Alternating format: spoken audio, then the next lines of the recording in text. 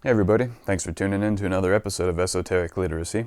We're zoomed way in here. I apologize for you having to see my face so large, but I wanted you to see my neat little chart because today we'll be talking about the Kabbalah, the Tree of Life. It's a very important topic at the very heart of the Western esoteric tradition. And so if I'm not in focus, it's because I manually focused on the chart. This is more important than my face. So the Tree of Life is essentially a reality map, a map of reality.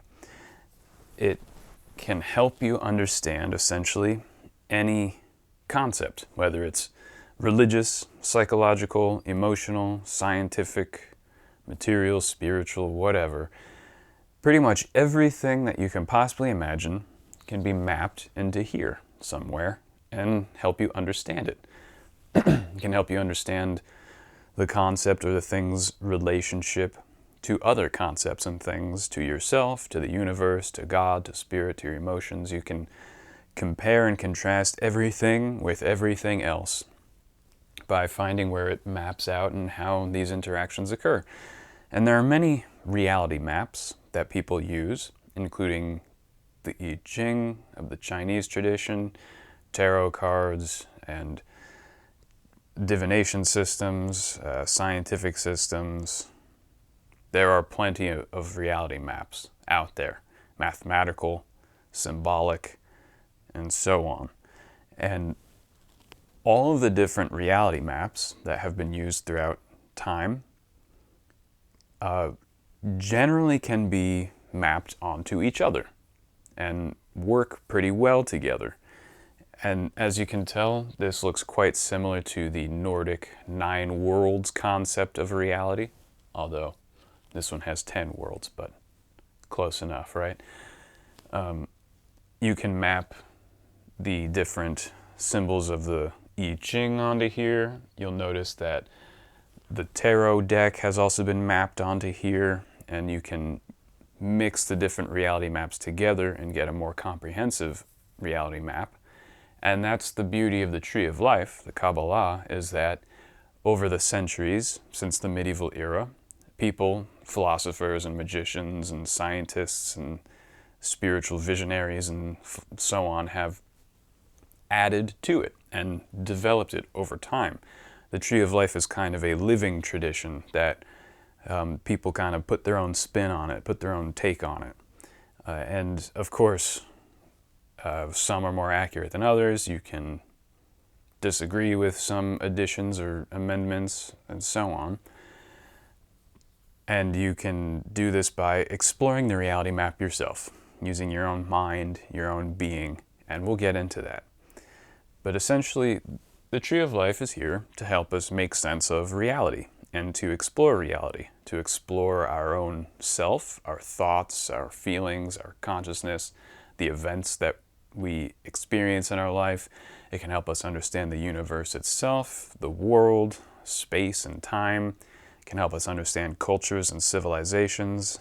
It can help us understand scientific concepts. And in fact, this reality map has been used to actually develop our modern sciences. And as we get into it, you'll see how that's relevant, how astronomers who develops the heliocentric model of the universe notice that on the Tree of Life here we have the sphere of Sephiroth, which is symbolized by the sun, and all the other spheres revolve around it. And after these philosophers were acquainted with this idea, then they came up with the heliocentric model of the universe or the solar system. And there are other concepts like that that actually stemmed from here. And it's very interesting how useful this reality map truly has proven to be. And we will just jump right in now that you're comfortable with the idea of a reality map and that it's just used for gaining understanding about reality and our place in it and the interaction of everything. Basically, we'll go from the top to the bottom. There are 10 Sephiroth, or spheres. The singular is Sephira, sounds very close to the word sphere. So you can see the linguistic, the etymology of sphere. And they go from the most high and spiritual to the most low and material in this top to bottom gradation. At the top we have essentially God, and at the bottom here we have the material world and everything, all the worlds in between. At the top here, the top middle sphere is called Kether, or translates loosely as crown. And this would be what most people refer to as God. Now actually there is a sort of nothingness above even that. They call it the Ein Sof, and the Ein Sof Ur.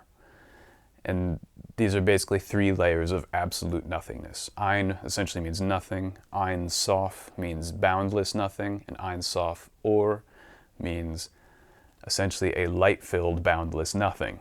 And those three layers of nothing you could refer to as Tao, if you apply the Chinese tradition, the absolute, and so on. That would be like the absolute source of reality. And it's essentially impossible to intellectualize or conceptualize such a thing. And from the crown, from God, sphere 1, you move down to sphere 2, Chikmah, which translates as wisdom. This is where the absolute Godhead becomes a sort of creative force. It is now full of creative potential. Sometimes the Chokmah is symbolized by an ejaculating phallus. It's the ecstasy of initial activity. Its color is a gray, or like a silvery gray. It is basically like the Logos, or the Word of God. And it is typified by Eden, the Garden of Eden, or Arcadia. It's that initial will of God, those divine energies that are first actively expressing themselves in this sphere. It's it's essentially like just that initial ecstasy of creative will that comes from God, the Word of God. First there was the Word. And its tarot cards are the twos, like the Two of Swords, the Two of Wands, the Two of Cups, and the Two of Pentacles, all the twos, and the kings, all the kings, King of Cups, King of Swords, etc. I forgot to mention in Kether, its tarot cards are the aces from the four elemental suits. And then moving from sphere 2 across to sphere 3, we have Binah, or understanding. And this is the first feminine aspect of reality. It's like the womb, the gestation,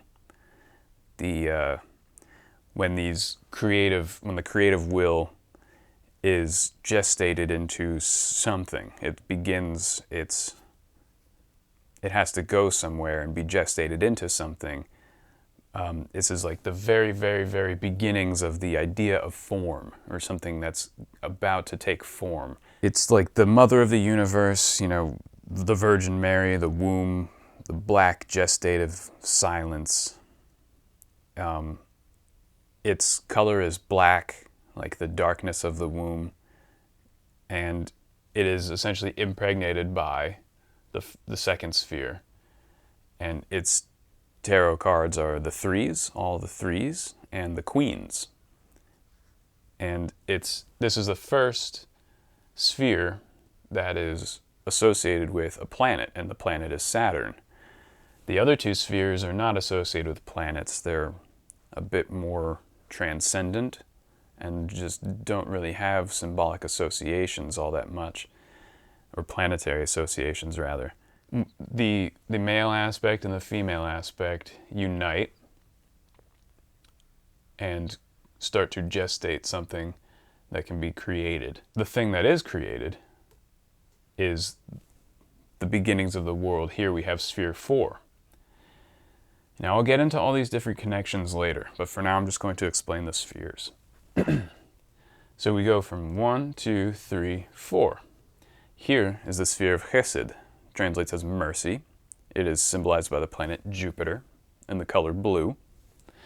And this is like the sort of fatherliness of, the fatherly compassion, that sort of kingly attitude.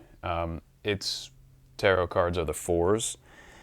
It's typified by gods like Zeus and Indra and Wotan, those sort of fatherly, kingly spirits.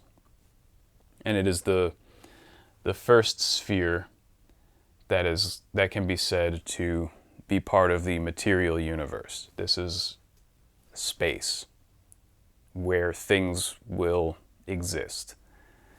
Beyond this sphere, when you go back to 3, 2, and 1, these are the absolutely transcendent spheres, separated by the abyss.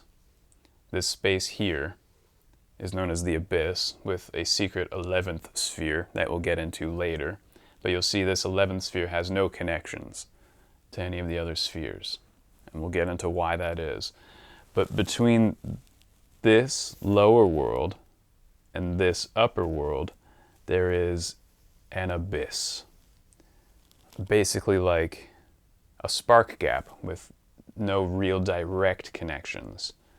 Because we go from 3 to 4, and you'll notice there actually, one of these paths, there is no path between 3 and 4. There just isn't one. So it's like a spark gap. It's an abyss. And 4 is the beginning of what we would call the material universe, the realm of space itself. And it's also associated with the metal tin, because Binah is associated with the metal lead. And here we have tin. You'll find these classical metallic allegorical connections and associations in most magical texts. Jupiter is associated with tin, and Saturn lead, and Mars iron, and so on. I don't know how useful it is to you, but it's an association that can help you explore these spheres.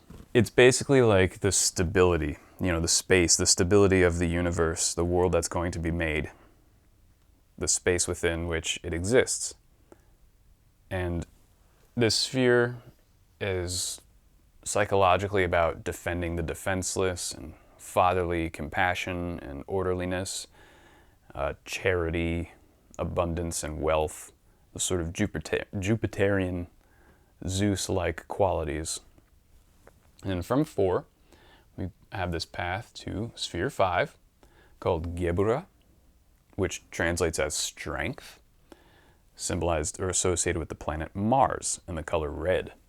Its tarot deck are the 5s.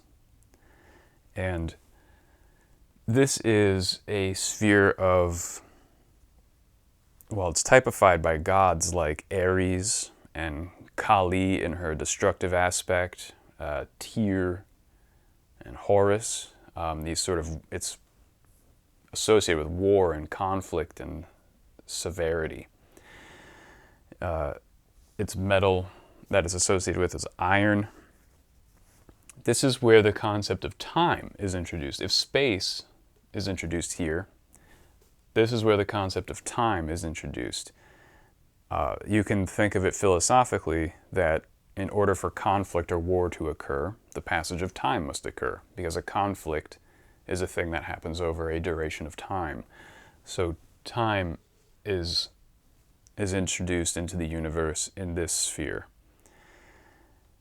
And from sphere 5, we go to sphere 6 here in the middle. Tiferet translates as beauty. It is typified by the sun in the color gold. And this 6th sphere is essentially the center of the tree of life, the center point. You'll see there are many paths and connections to this sphere here.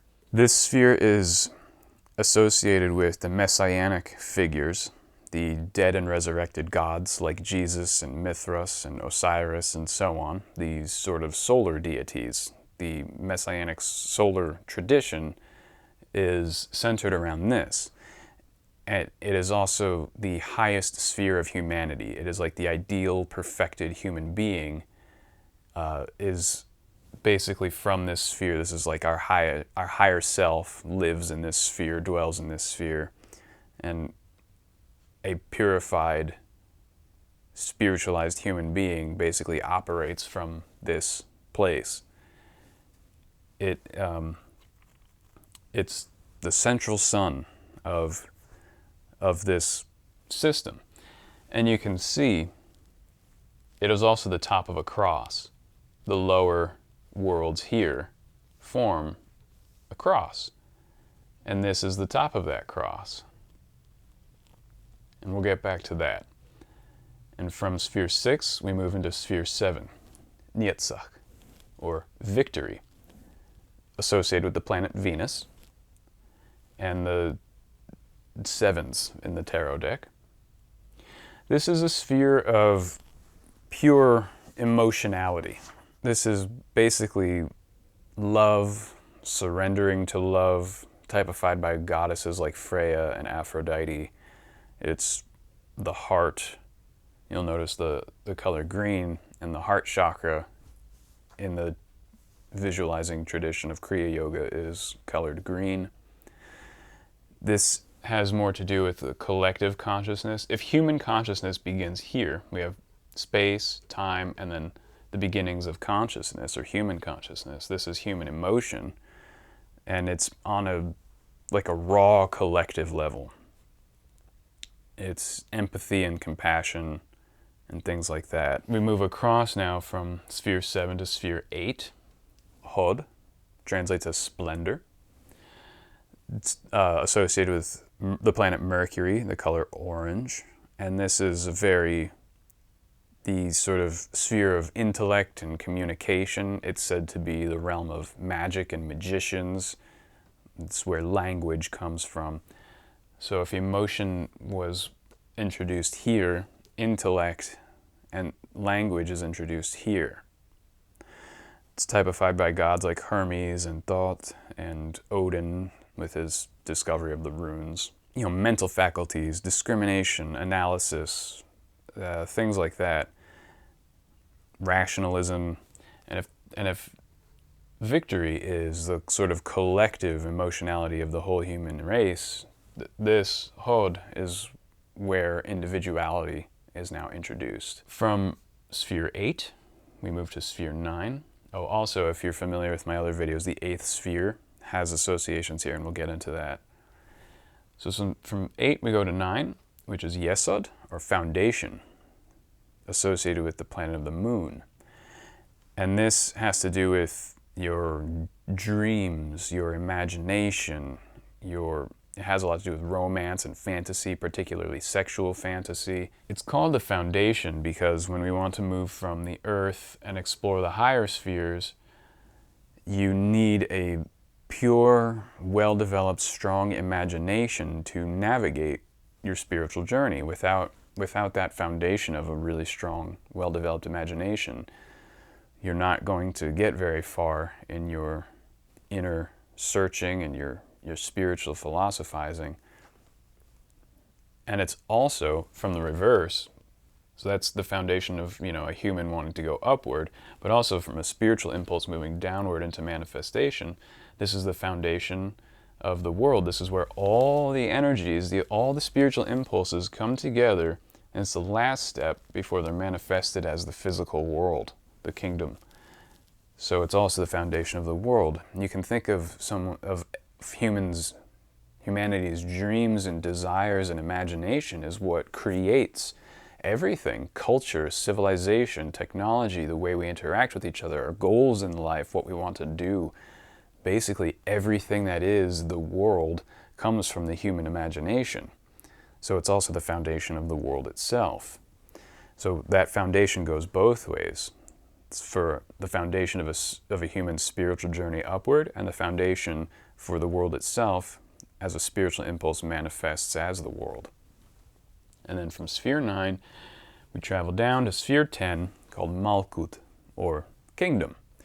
And this is arguably, quote-unquote, the most important part of the tree. Well, it's the fruit of the tree. It's everything comes together, all the elements, all the spiritual impulses, and it all produces the material world in which we live. Of course, we're quite familiar with this. It's typified by the four elements. You can see black and olive green, a sort of yellow and orange. Now imagine like a pure green, pure yellow, and pure orange that are slightly tinged with purple. It turns into like an olive green, a burnt orange, and like a rustic yellow, because they chose that color because of the moon sphere is typified by the color purple. And so imagine the four main elements slightly tinged with imagination, and you get the four colors of Malkuth. And the symbol for the earth is an X within a circle. And this is where we live. It's tarot cards are the 10s. The tarot cards for Yesod are the 9s, sphere 9. So the kingdom's tarot cards are the 10s, and the pages, or in some decks they're called the princesses. And this is also a state of mind. A lot of people kind of think of the material world as quote-unquote the real world, and they consider the rest of these spheres to be unreal. And these are people who will not be interested in such knowledge. They don't care about it. They think the material world in which we live is the real world and everything else is just imaginary. But the thing is, Malkuth, the kingdom, is also a state of mind.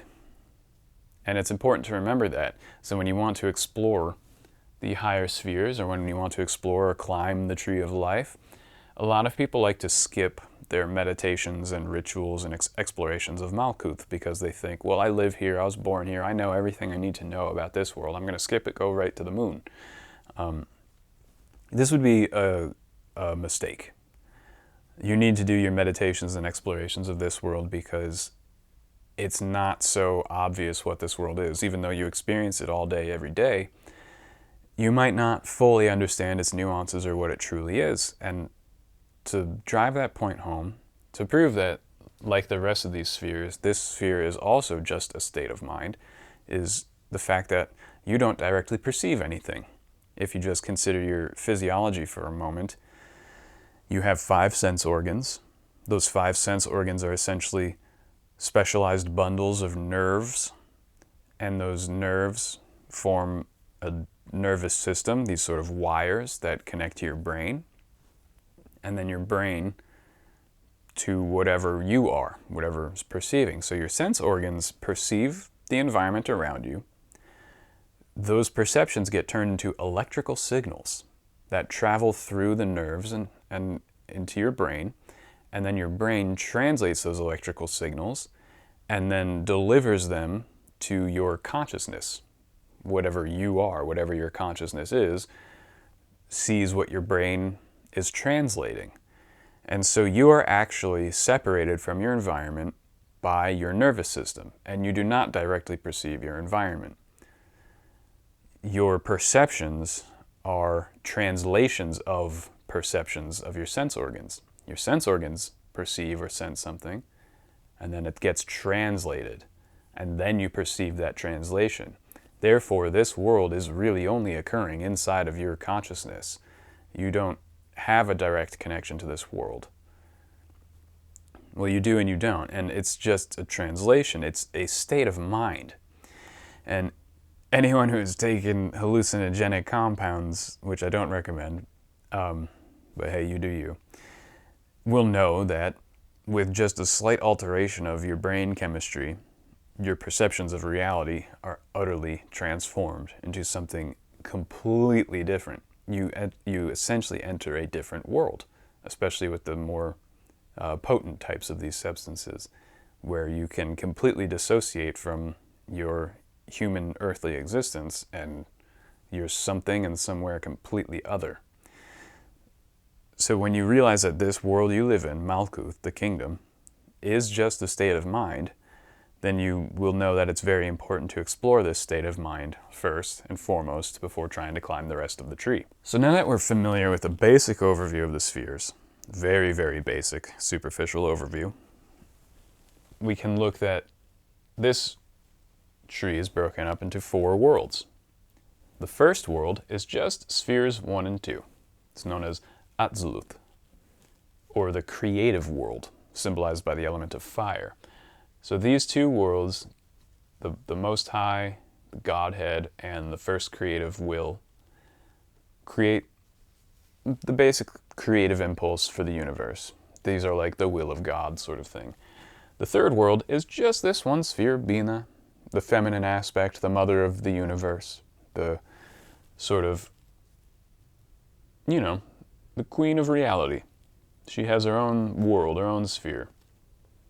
And then spheres 4, 5, 6, 7, 8, and 9, these in the middle here. Oh, sorry, world 3 is called Bria. World 2, geez, I'm getting confused here. Atziluth and Bria.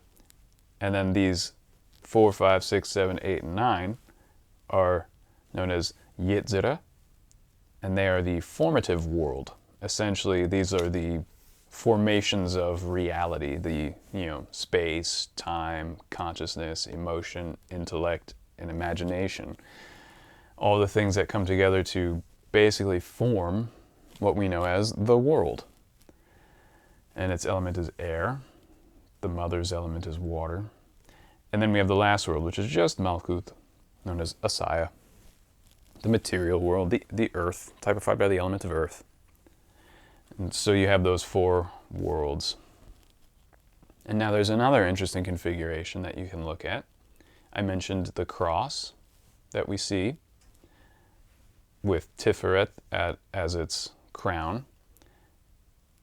And of course you have, yours is the kingdom, the glory, and the power forever and ever. And so it is, the cross, the kingdom, the glory, and the power. And above that, still with Tiferet here, now if Tiferet is the top of the cross, it is also the bottom of a circle up here.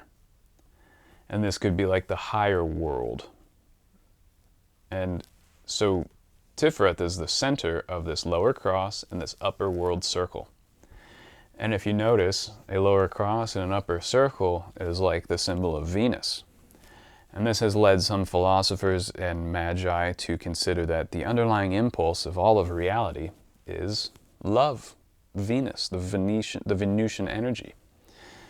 It's a very interesting thing. Also, it looks like the Ankh from the Egyptian tradition. Basically the same symbol. And it's just more food for thought, more reality maps, more associations, right? These are associations that help you think about all the things you experience in reality and make sense of this reality. That's the point of this, is to help you make sense of reality and to just see associations and connections amongst all the different phenomena of reality, different thoughts, different feelings, different material things, different sciences, different religious traditions, spiritual experiences, life experiences, war, politics, anything, literally anything you can possibly imagine can be mapped into these spheres and associated with each other.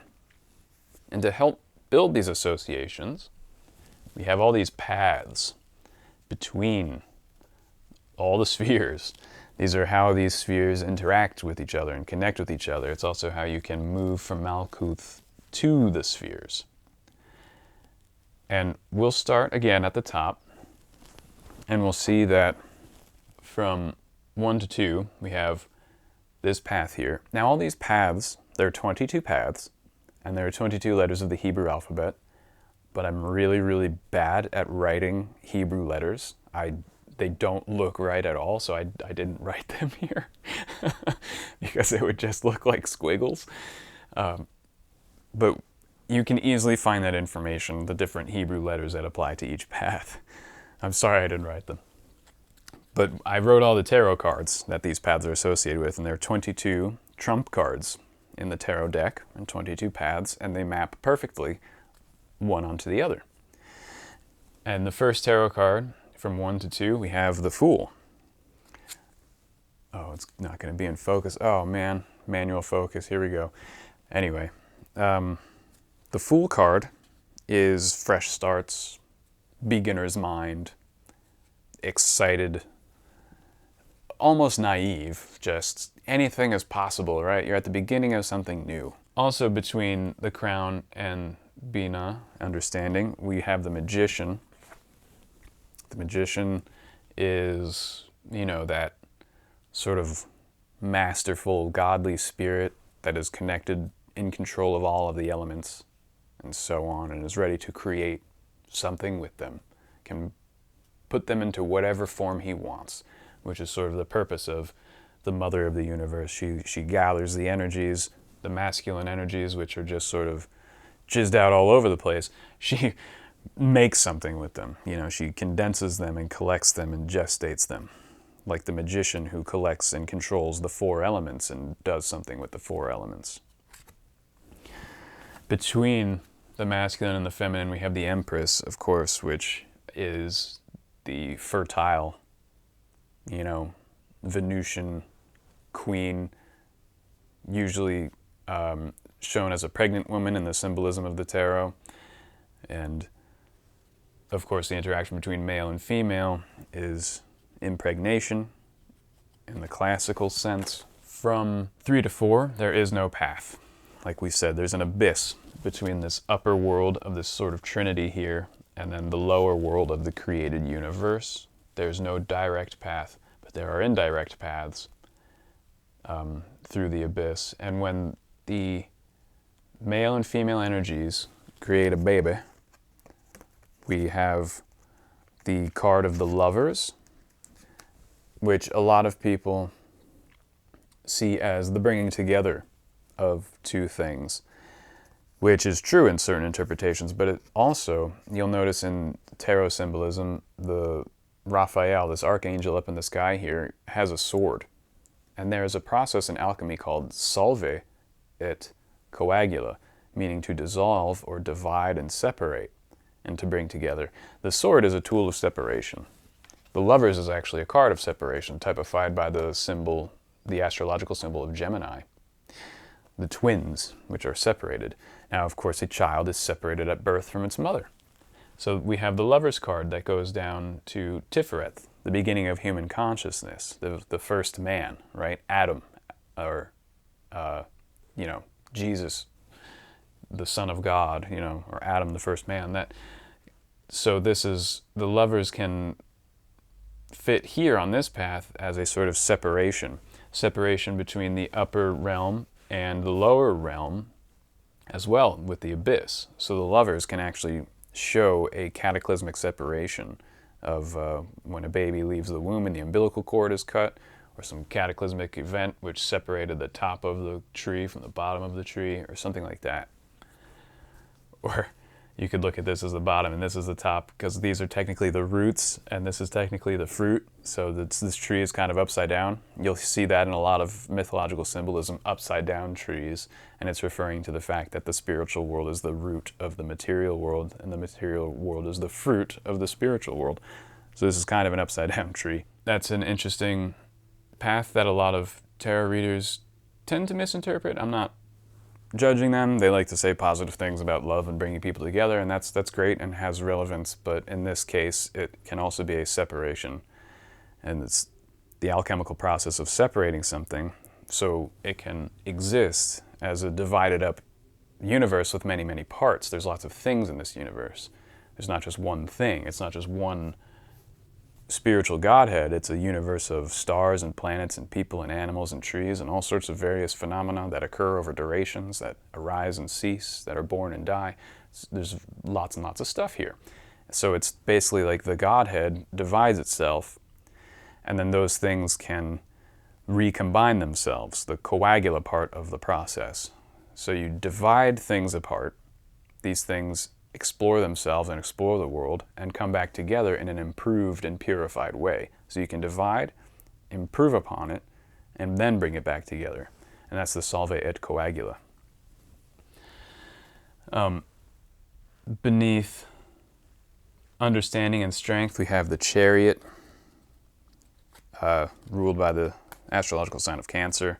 And the Chariot is like a motion card. It's a card of like, let's do this, let's get some stuff done. Let's go somewhere, let's do something with this. And that's sort of like birth pangs, right? Strength, this is like pain and conflict. And the chariot is like ready for war. And it's the chariot rides out from the city to engage in conflict. So it's like a baby being born almost. From Chokmah, or wisdom, to mercy, the Jupiterian sphere, we have the Hierophant, which is the Pope. In older tarot decks, it was called the Pope. Neo-pagans renamed it the Hierophant over the last century. And that's a connection between the sort of kingly Jupiterian person who becomes spiritualized. So a pope is like a spiritual king. A hierophant is like a king who is spiritual, connecting to the masculine energies here. The emperor is the connection between Chokmah and Tiferet. It's that spiritual wisdom becoming human. So it's a bit more worldly, it's slightly lower than this Jupiterian sphere. This is slightly lower, slightly more manifested in the material world. So it's the worldly emperor who sits in his correct authority, would be connected directly with the wisdom of the divinity. Between the crown and Tiferet, we have the high priestess, this middle path here, this vertical middle path that goes right through the abyss, is typified by the high priestess. And she's the one who knows the secrets, right? She's the one who's seen beyond the veil, who maybe went a little crazy. She also, in tarot symbolism, stands on a crescent moon. And you can see she's above the sun, which is above the moon. And so like she has full control over her intellect and her imagination, like complete control over it. And so can reach higher worlds. We'll talk about crossing the abyss soon. Between 4 and 5, Chesed and strength, we have the tarot card of strength, which is that lady who's holding the mouth of the lion. It's that calm, self-assured, like, it's this little lady holding the mouth of a lion closed. She knows what she's doing. She's got complete control over herself. The king engages in war, but not out of anger and vengeance or anything like that. It's out of necessity, terrible necessity, but it's that calm, self-assured strength, like the ability to exercise power. Not the wanton exercise of it, but the true level-headed ability to exercise it when it's necessary. And that's the proper way of engaging in these two spheres in a balanced way. All of these spheres can be engaged with in an unbalanced and negative way, which we'll get into. But these connections show you the good, balanced way of engaging and connecting and associating the spheres together. From 5 to 6, we have the card of justice. The Themis-looking character, the scales and the sword. That's like the higher human aspect, your higher self, will engage in this conflict and war and strength and severity with a sense of justice. Not vengeance or anger or hatred, but your higher human self will apply strength and severity with a proper sense of justice. Now we have the Hermit between mercy, this Jupiterian sphere, and Tiferet.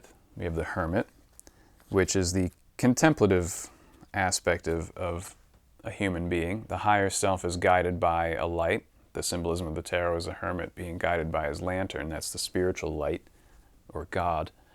And that lantern usually has the 2 inverted triangles, the 6, that sort of Star of David shape in it, which if you have the masculine aspect here, which is an upright triangle, and the feminine aspect here, which is an upside down triangle, you put the 2 together and you have the crown, you have the union, the alchemical union of masculine and feminine. That's what the hermit is guided by. And so a proper king, a proper authority figure, will have that guide, that guiding light of the Most High God, that spiritual guide, That's a king sitting in his proper authority. That's a higher human being with their proper power, tempered by introspection, self-awareness, and the higher spiritual light, the higher spiritual guidance, so that the proper authority is not corrupt, but is in fact good and beneficial, benevolent for the world. Sticking with this sphere, going down to Nitzach, or victory, we have the Wheel of Fortune, which is sort of like, you know, the wheel of Dharma, how things constantly change. The only constant in the universe is change. And this reminds us that everything's changing all the time. And that can be emotionally difficult, and we might want to have authority over the world to stop it from changing, to impose our will upon it. That emotional center of, I don't like how things are changing, I want to impose my will upon it. And that's not right. We have to accept that things change. And that's the path from the emotionality to your proper authority, is that you accept that things change and you sort of ride the wave. You don't try to stop the wave. You ride the wave. And that's how you temper your emotions with proper authority, is you understand things change and you have to accept that. From Gebura to Hod, we have the Hanged Man. The Hanged Man is the Odin who tied himself to the tree so he could learn the mysteries of the runes, right? He hung himself upside down for 9 days, and the Nirns taught him the mystery of the runic alphabet. That's how the world of strength and splendor, or the world of conflict and severity, and the world of the intellect and communication are brought together. It's the active spiritual arts, and how the Hanged Man goes through austerities. You know, you might meditate on a bed of nails for a day or something like that to gain powerful insights. Again, I don't recommend extreme austerities. They're not necessary. But anyway, it's that idea of the activity, the active side of spirituality, and the communicative side of spirituality, of learning these arts and making a system out of them. So the realm of strength, that's activity and severity and concreteness, and the world of intellect come together, and you make like rituals and divining arts and these systems that are created through the human imagination, through human ingenuity, of like, here is a solid system that works, it has repeatable results. I discovered it by hanging myself upside down from a tree for 9 days, and it came to me in a vision, and it works, and you can do it too, and it's repeatable and scientific. And that's what the Hanged Man is. It's like the hardcore scientist, the hardcore psychonaut who explores reality in like a concrete way. And that's the connection between those two spheres. And then does something with it. Doesn't just sit on the knowledge, but creates a system that then can benefit other people. From that sphere, back up to sphere 6, we have the devil. The devil. Associated with temptation, being controlled by things instead of controlling them, being controlled by your senses instead of controlling your senses, falling into your temptations and indulging them. So this is basically like typified by that scene in the New Testament where Jesus was in the desert for 40 days and was tempted by the devil. The devil said, like, give up your spiritual path, just indulge in my world, in the world of matter and money and enjoyments and political authority and stuff like that, and I'll let you run the world. You can be emperor of the whole world if you just follow me. I'll give you everything. I'll give you authority over my entire world if you just indulge in your what your senses want. And when you overcome that temptation, that's the proper path to the higher self. Of course, Jesus overcame the temptations. The Buddha overcame the temptations of Maya when he was sitting under the tree and Maya attacked him and tried to distract him and all that sort of stuff, with the same temptations, with sex and wealth and power, and even attacked him with violence and illusory violence. And he just sat there in meditation and didn't budge. That whole idea, overcoming your temptations, is how you can come from the sphere of the intellect to your higher self. Between the sphere of emotion, victory, and the higher self is death. Basically, emotionality is essentially where many of our desires come from. Our aversion to pain and our preference for pleasure, these are emotional hang-ups. And if you want to experience your higher self, you kind of have to have a death of your emotion, of your little ego self that desires things and can't control itself and reacts to things and gets sad about things or angry about things or overexcited about things or attached to people, attached to things. That part of you essentially has to die. New Agers call it the ego death. And that's an emotional crisis that then, overcome properly, results in communication with the higher self. If you are familiar with the Abremelin, a magical text about a specific ritual that results in something called the conversation with your holy guardian angel, that happens in this sphere.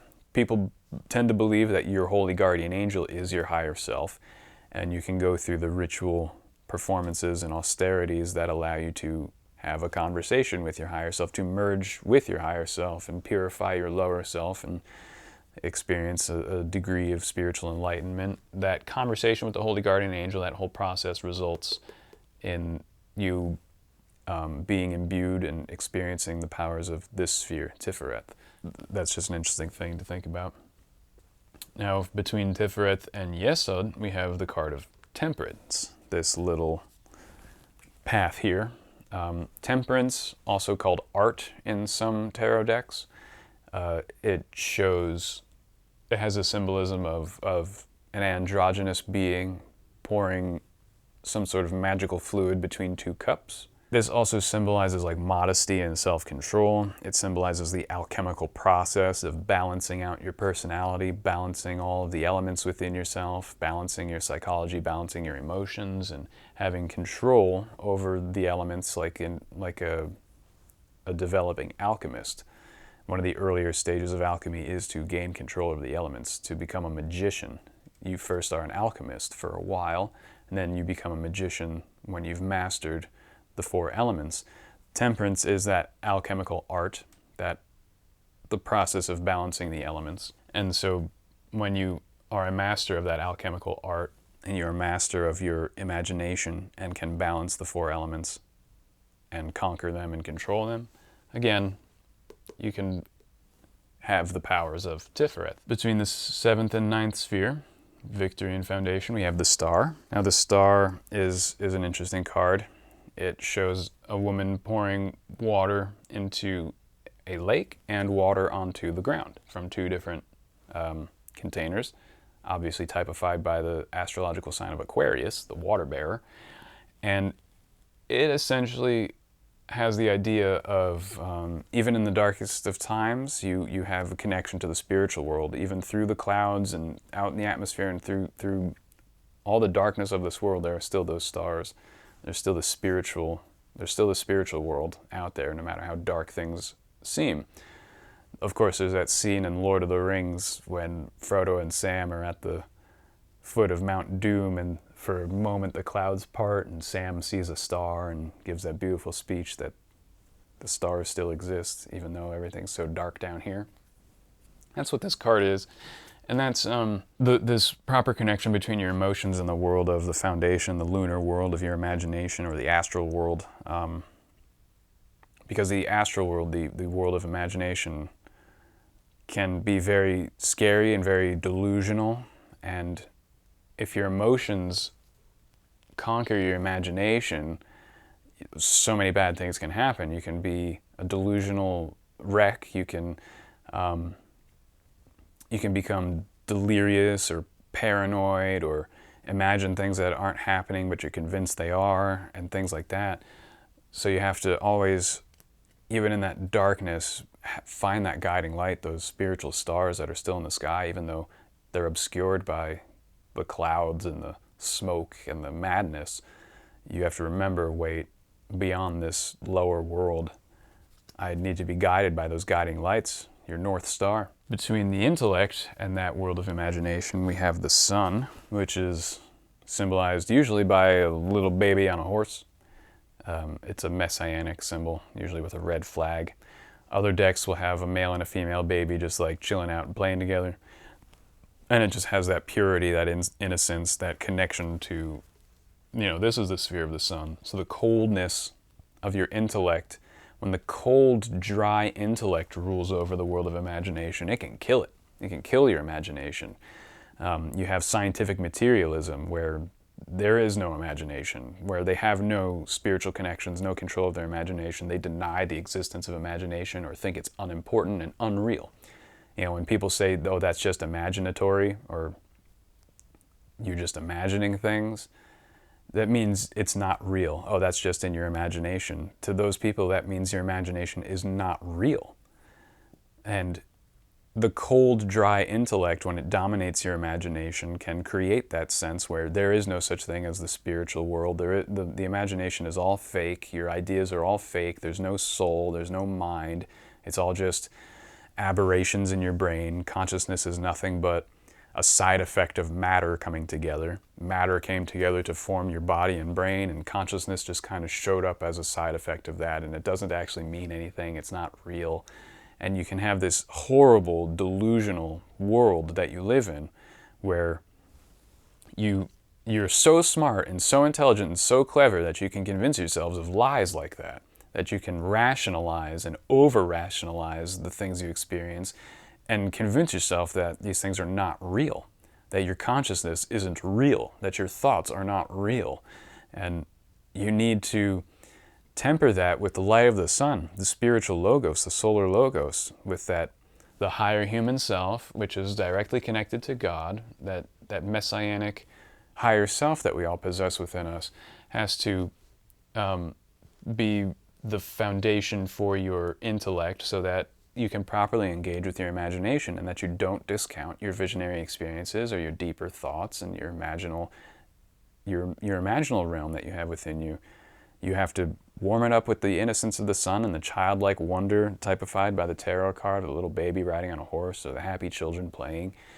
You can't cut that off, because if you cut off this foundation with your intellect by convincing yourself that only matter exists and the rest of this tree doesn't exist to you, I mean, you've just aborted your entire human existence, your entire experience of reality before it even began.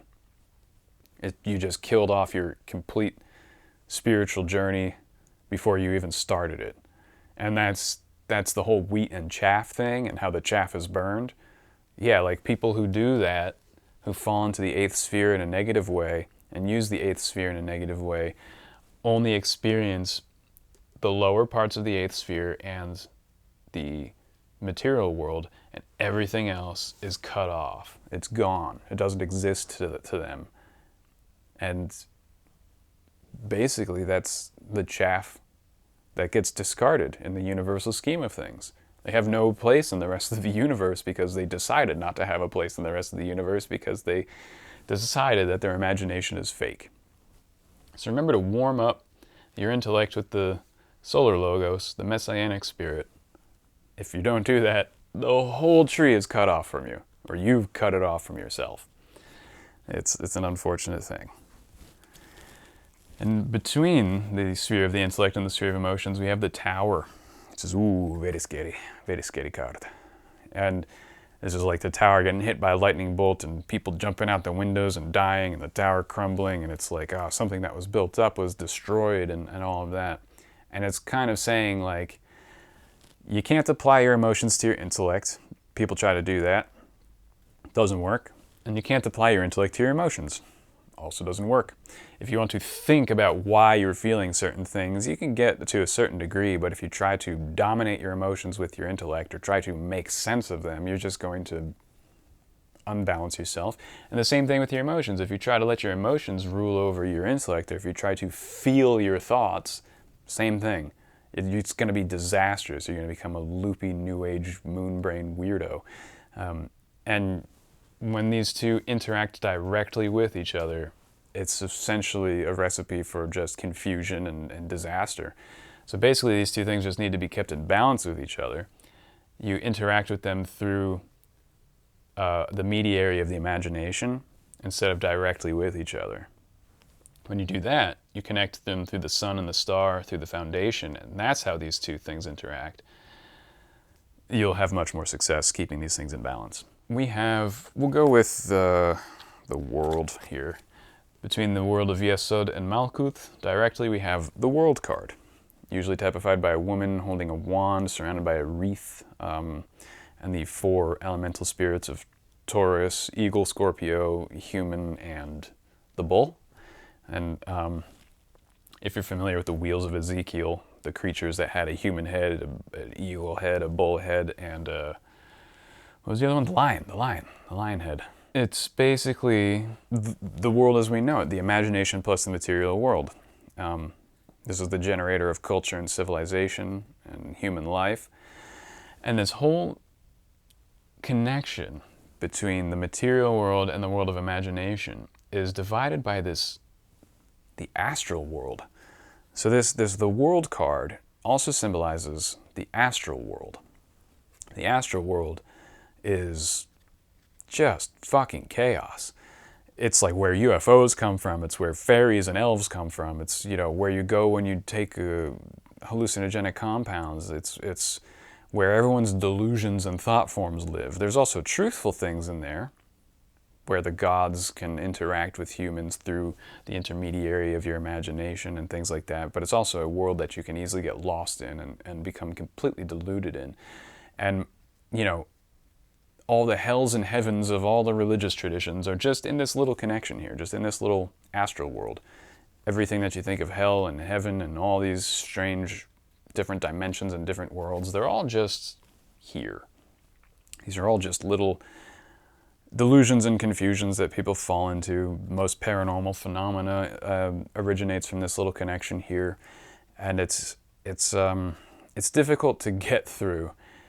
It really is. So that's why we have these sort of indirect paths that go into the emotions and the intellect, and then into the foundation. And this is a much safer way instead of going directly into the world of the imagination, because if you just go from Malkuth directly into there, you have this whole world of delusion and illusion and deception to get through. It is possible, and you should try it, but you just need to have a strong intellect with strong discrimination and analytical abilities and strong emotional control, where you're not overcome by things like fear and anxiety and paranoia and stuff like that. So it's good to have these in balance while exploring this. And you can like go through these indirect paths and this path. You can do it all at the same time. They're not like directly distinct paths.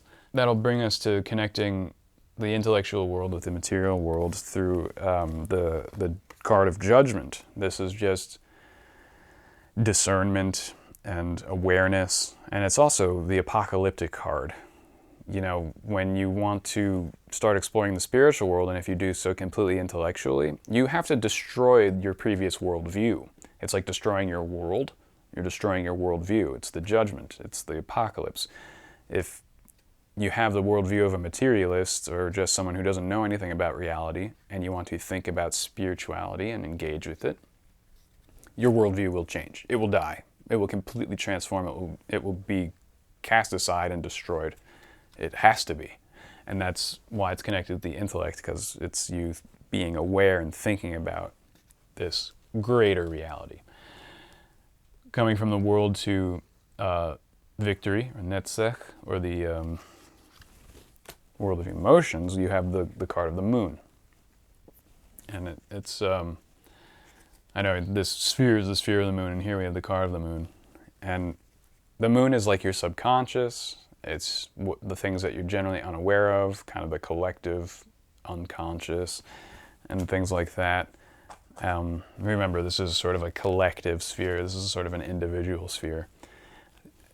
And you can explore your subconscious and find out, you know, why you have all these different emotions and why they're interacting with you in such a way at different times and caused by different stimuli and so on. So these are the different paths of how to interact with all the different spheres. And that, again, was just a brief overview. It's not going super deep because this video will be 10 days long. All of these spheres and connections and associations, light bulbs might have started going off in your head while you've been listening to me talk about things in your own life or thoughts you've had or anything like that. And you're like, oh, those associations are starting to make sense. And, you know, you use this to make sense of your reality. Each of these spheres has a negative shadow side, an evil or demonic aspect to it. that's kind of where this secret 11th sphere comes from that I haven't mentioned yet. It's called Daath, or which translates as knowledge. This is within the abyss, and it's basically where all the Lovecraftian horrors live. This is the sphere where H.P. Lovecraft was pulling most of his inspiration from. This abyss here that exists between the upper world and the lower world, some people have this little mythology of the Tree of Life, that there was some cataclysmic event that separated the upper from the lower, that this sphere was destroyed, that it used to be like a full-fledged sphere, but then it was destroyed.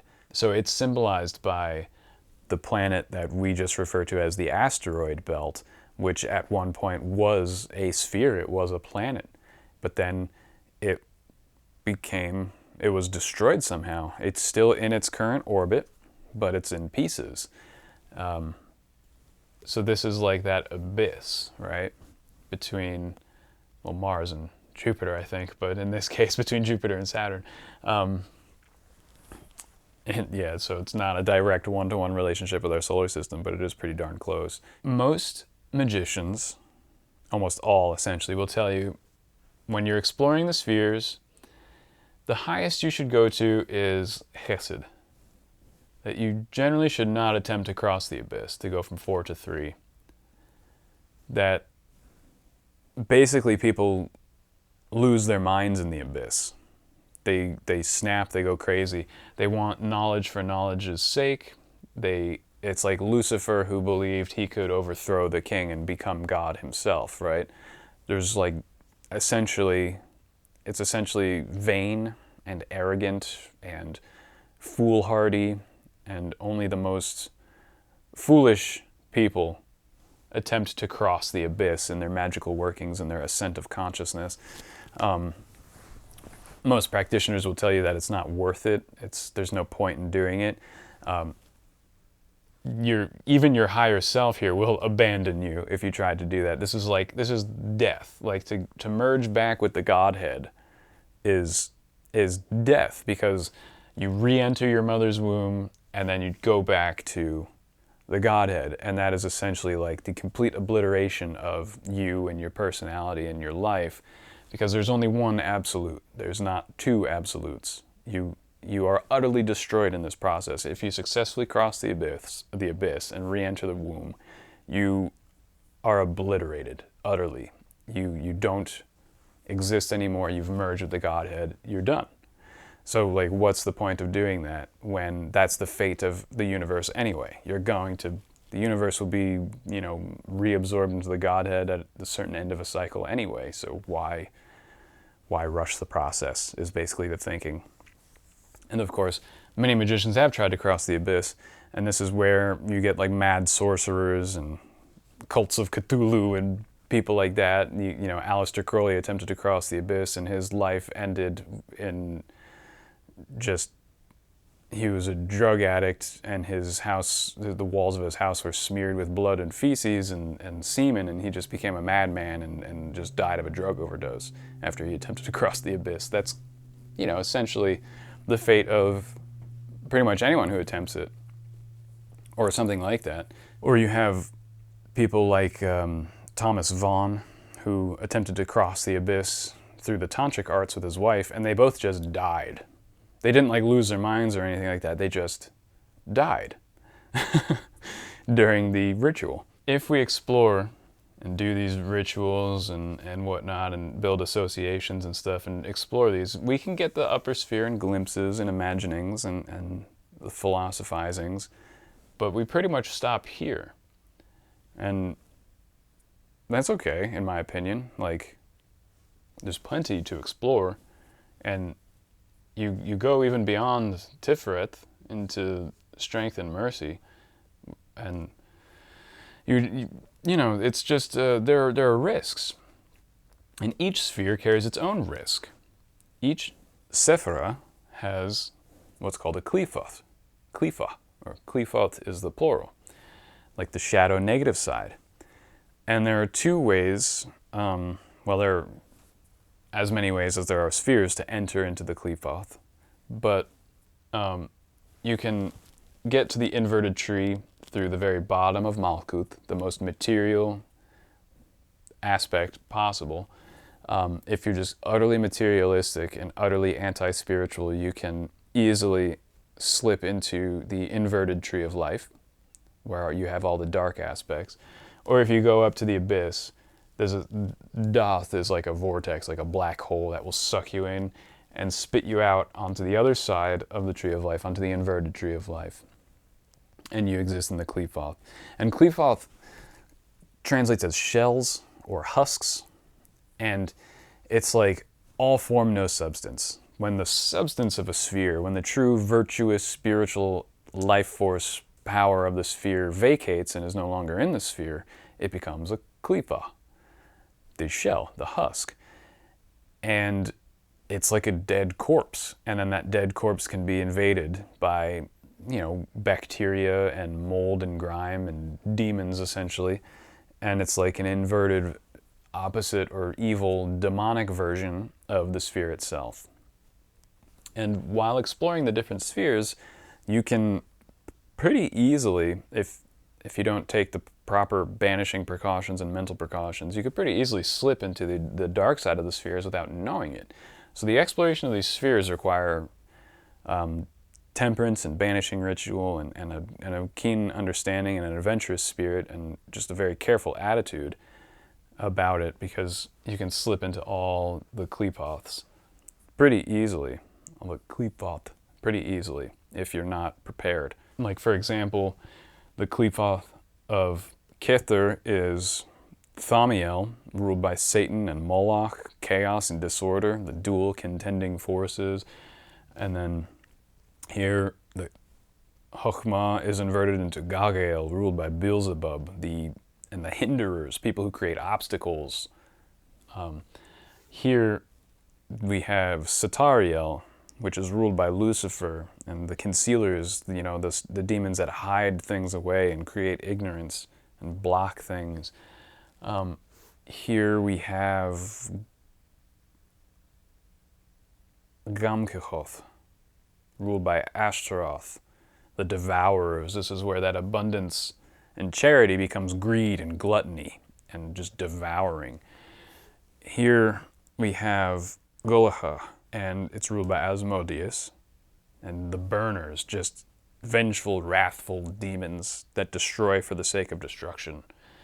Here we have Dagirion, ruled by Belphegor, the disputers, and they love discord and ugliness and pride. People who explore this and get this high up in their spiritual journey can tend to be proud of their accomplishments and be disdainful of people who don't have their knowledge or who aren't as pure and spiritual as they are, and you can easily become proud of your spiritual accomplishments, become basically a prick. Lots and lots of gurus suffer from this sin, from this inversion of this Qliphoth. And also, there's a very interesting thing with this, because this is the sphere of Christ, and the inversion of this is the pride and ugliness. You think of modern developments, modern political and social and cultural developments, where there's a certain drive toward ugliness and pride, where most modern art and pop stars and performers, they love this ugliness. Just everything has to be so ugly and gross, and they're obsessed with this ugliness. And then we have pride. We have all these pride months and pride this and pride. Everyone's proud of just whatever. And these things are foisted upon everyone. And there's a deep Christian reaction to this ugliness and this pride that's occurring in our society. And they intuitively understand that it is anti-Christian. And it's funny that the inversion of the Christ sphere is pride and ugliness, and that modern Christians have intuitively understood that these cultural movements that uphold pride and ugliness also despise Christ more than anything. It's like they just you can see it in their movements how much they just despise the idea of Christ, these people behind these cultural movements. So that's an interesting association. Again, reality maps. It can help you make sense of this stuff. Then moving on to 7, we have Arab-Zarak, ruled by Baal, right? The dispersion, the demons and ravens and birds of passage and dispersion, the uncontrolled passions and excessive desires and greed and covetousness. It's the negative sides of emotions. And then here we have Samael, ruled by Adramelech, the archdemon, the false accuser, making false accusations against people, illusions, deceit, and deception. Anyone who knows about the 8th sphere knows about simulacra, fake versions of things, accusing your enemies of the things that you are guilty of, all that 8th sphere stuff. 9th sphere, we have Gamaliel, ruled by the archdemoness Lilith. The polluters, they disturb the dream world, they pollute the astral world, they pollute your source of inspiration and imagination, they corrupt your inspiration and imagination to create so that you manifest bad things into this world. And Lilith also rules the Nachimath, the inversion of Malkuth. Lilith rules both of these Qliphoth because they're so connected to each other. You know, this is the last stage of manifestation before something becomes a manifested physical reality. So they're very closely linked, and I guess it only takes one archdemon to rule over both of them. Because if you pollute this and you manifest polluted material things, then yeah, you get, I think these demons are called the whisperers. They create materialism and ignorance and a lack of discrimination, a lack of knowledge, a lack of the ability to know, creating delusion and all sorts of false ideologies because your imagination was polluted. And so this is sort of like, you know, imagine if you believe a bunch of lies and propaganda and that manifests in your outward choices and actions, you are acting out based on your lies that you believe, based on falsehoods, and now you're creating a really bad, negative, false world. So that's why these two are so closely associated with each other. And so all of these have the inverted tree. Some people say it's like a flip mirror image. Other people like to draw it upside down, down below Malkuth, and like kind of connected by the black color here. That's just however you want to visualize it. It's not super important. But basically a Qliphoth is the empty shell once the virtuous spiritual energies and ideas have vacated the shell and left it abandoned. And there are real examples of this in the real world, like institutions that began as something really great and then ended up being something really bad. Like, for example, Freemasonry is all form, no substance. It could be a good initiatic ritual organization that could pass on real spiritual power to the initiates, but it doesn't. They just do the rituals and they have no spiritual authority because the masters of the lodges have no real spiritual power. So they do the rituals to initiate a Mason into the spiritual secrets, but no actual darshan, no actual spiritual energy is carried through because they just don't have a proper lineage. It's all shell, no substance, and they're engaged in political conspiracies, and they just want to be friends with each other so that they can expand their businesses in this material world. And you know, Masonic Brotherhood is all form, no substance, and it's all just for business and politics today, and it's just to make people feel better about themselves. They want to join a fraternity, but the real initiatic spiritual tradition of it vacated centuries and centuries and centuries ago. It's just a shell of itself. So the sphere of Freemasonry is now the Qliphoth of Freemasonry. It's just an empty shell, and it can allow in all sorts of demons and bacteria to corrode it and corrupt it, which has happened. You know, you have members of other secret societies that can easily infiltrate Freemasonry and bend Masonry to its will, exploit the lower degrees, and so on, because they're all obedient to the higher degrees, and it's just easy for it to be used for great corruption. You know, any religious cult, you know, a great spiritual master or magi arises in the world, gains a following, helps a bunch of people, spiritually enlightens people, spins the wheel of Dharma and creates a new spiritual movement. Then that guy dies of old age or whatever, and then his cult is left behind, and then it just degenerates into infighting and politics, and then again it becomes all form, no substance, because the spirit left it. There are plenty of examples. The education system, the university system invented, however long ago. It was probably a great idea back in its inception when someone founds a university and they were like, oh, I'm going to educate people and bring higher knowledge to people who want it.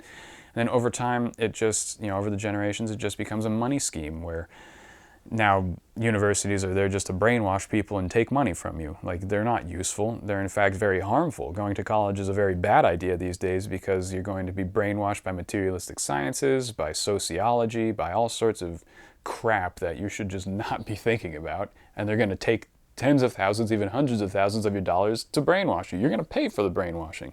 So the university system is now a Qliphoth that was once a Sephiroth. There are so many instances of this sort of phenomenon that occur in our world. And again, we can use this map to make sense of these things. And the eighth sphere, which is also known as the realm of the magicians and the realm of the gods, this is like the hot topic today. Rudolf Steiner talked about the eighth sphere. I think that I have built up many, many associations with this eighth sphere on the tree over the years, and Rudolf Steiner's conception of the eighth sphere. And I should find this picture. I think it was on the cover of maybe Foreign Affairs or The Economist, one of those propaganda for the propagandists type periodicals. I think it was from 2016, and it had like their own versions of the trump cards, the tarot trump cards. And the magician card had the magician, but he was wearing a VR headset. Oh, I hope I can find the picture and I'll put it here. And he was like 3D printing a bunch of crap in a factory, right? And so the eighth sphere is the realm of the magicians, and they had the magician card wearing a VR headset. And those of you who've been studying the eighth sphere know that the eighth sphere is deeply rooted in computer science and modern science in general, but this idea of artificial worlds, virtual reality, augmented reality, using computers instead of your own brain as a way of enhancing our society. And to see like this propaganda magazine, I think it was Foreign Affairs, which is like high-level propaganda that propagandists read. So like if you work for mainstream news media, you will likely read Foreign Affairs and The Economist, and then you will get your ideology from these periodicals and then imbue that into your news or whatever it is you're writing. If you're a college professor, you do this too.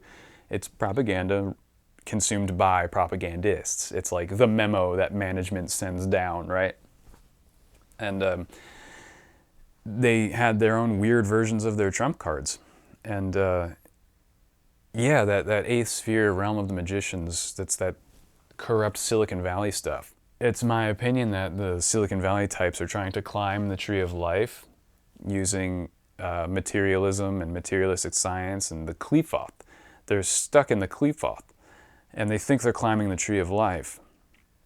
And it's because they don't want to do all these little paths here that require self-control, self-awareness, moral behavior, purity of heart and mind, just pure moral behavior. You have to be an extremely well-developed good person that has control over their emotions, control over their desires, control over their imagination, makes good, moral, ethical, honorable choices, selflessness, and so on. It's very difficult. It's very, very difficult. So there are people, there have always been people who want to climb the tree of life without any of that purity and morality. They want to be debaucherous, lazy, stupid, ignorant. It's too difficult for them to be intelligent and spiritually developed, emotionally developed, selfless, honorable. It's way, way too difficult for some people. They want to climb the tree of life, the spiritual hierarchy, and remain their lower, animalistic, selfish, ignorant, out of control, pleasure-seeking self. And so they think that they can create technologies that will allow them to do that. Climbing the tree of life using the mineral kingdom, because technologies are made out of matter and the mineral kingdom. They say things like, oh, if I could just eat a drug that made me enlightened, I would do it. Or which is why on Silicon Valley, microdosing drugs is so popular. They do it all the time because they think they're spiritual. They would say things like, oh, if I could just make this ray gun that could beam my brain and I can choose whatever state of consciousness that I want and just tune this machine to give me the experience of the higher spheres, I would do that. And they're trying to engineer these shortcuts. They think they can technologically engineer spiritual shortcuts and gain the powers of the higher spheres without actually developing their character to do so. And those ideas originate in the Qliphoth of the 8th sphere. That belief that you can do that, that idea that like I can create these technologies and make shortcuts. That's a very intellectual 8th sphere mercurial, like inverted mercurial idea. That's like the opposite. That's like the evil demonic side of this. So again, more associations, more ways of helping you navigate the developments in modern society and stuff like that. But yeah, that was an overview, sort of an introduction to the Kabbalah, the Tree of Life, and how you can navigate it. It's possible I might make more videos that get deeper into one of the spheres or something like that. Let me know if you'd like me to make videos on each sphere. Maybe I can share with you some rituals and meditative exercises and visualization exercises that can help you explore each sphere, and like other ritual guidelines or intellectual guidelines or emotional guidelines and things like that that can help you, connect with these spheres and make them a part of yourself and climb the Tree of Life. If you're interested in a series of videos like that, let me know. But I hope this superficial overview of the Tree of Life was useful and interesting to you. I appreciate you watching. Let me know what you think, and have a good one, and I'll see you next time.